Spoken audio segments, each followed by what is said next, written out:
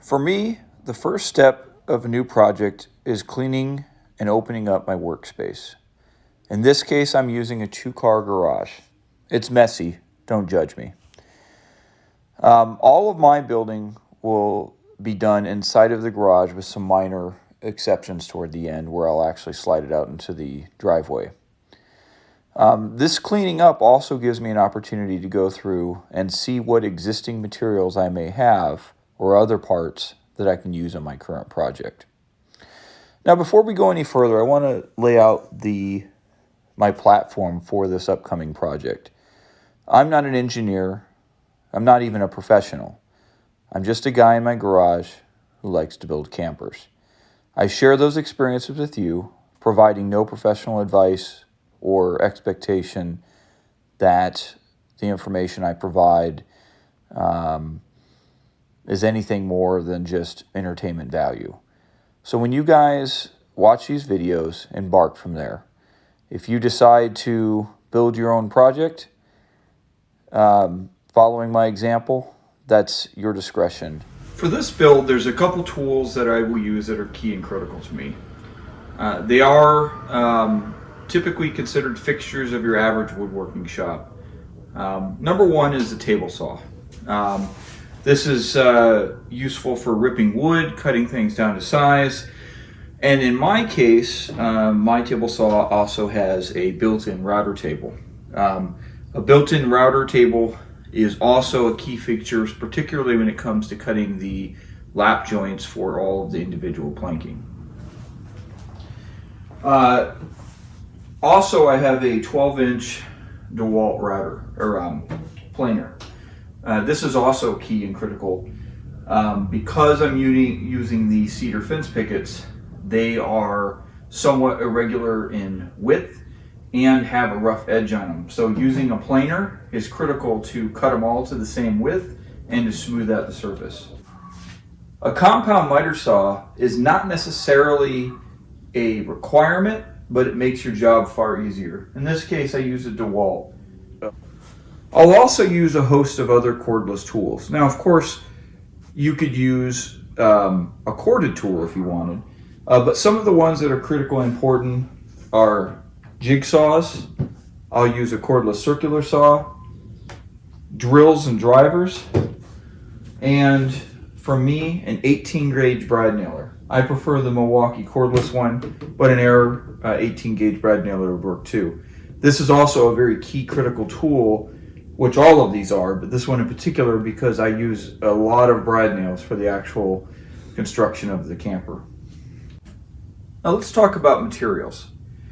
In my case, especially since I've just recently built a truck camper, which will be similar to my new project, I had a very good sense of what I'll need.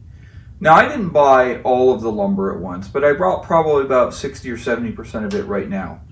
I did that primarily because I had some concerns about rising lumber costs. So right here, this is all of the 6-foot tall dog-eared cedar fence pickets, which I will plane down and which will make up the siding and much of the structural elements of the camper itself. I bought about 150 of the individual pickets, and I hope that this will get me through all or most of the project. Just an example of rising lumber costs here in 2021. I bought, for my original project, these cedar fence pickets at about $2.70 a board, and that was in September of 2020. These I just bought about a week ago, so which would have been March of 2021, and they were about $3.09 a board, so you can see the rise. The next large bit of material I'll buy are sheet goods or plywood.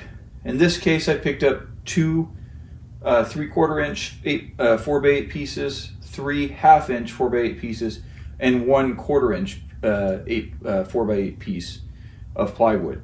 I know I have not purchased them because I have some limitations in space, but I know I'll also need at least 4 sheets of a construction grade plywood when I come to making the roof. However, that's a pretty common item. I'm hoping the price doesn't rise as much for that.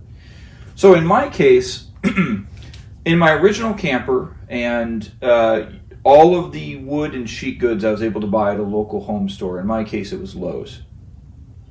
For this camper, it's going to be the same. However, because of pricing options were substantially cheaper and there were more options, in the area where I live, they actually had a lumber store, and I was able to buy some pre-finished plywood. Now, pre-finished plywood is not necessarily needed for this project. In fact, my last truck camper I built, I did not use a pre-finished plywood. But since I had the option to, I did buy it. And it does provide some extra protection to the wood in case you had some condensation or other water intrusion.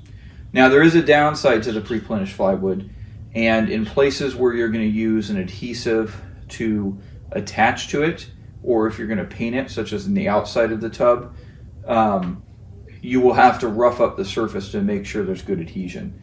So the sheet goods will be the first part of the project, and that will comprise of the tub, and we'll talk about that next week.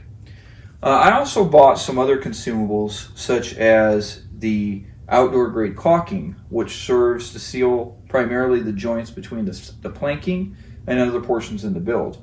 In this case, I used DAP brand Dynaflex Ultra. Now this is, from the best I can tell, the highest end outdoor grade caulking. And in my opinion, and in my project, I don't skimp on this. This plays a very important role for the adhesive qualities of the project and the flexibility of all the pieces. So I went ahead and bought 12 of these, which will probably get me through most of the project.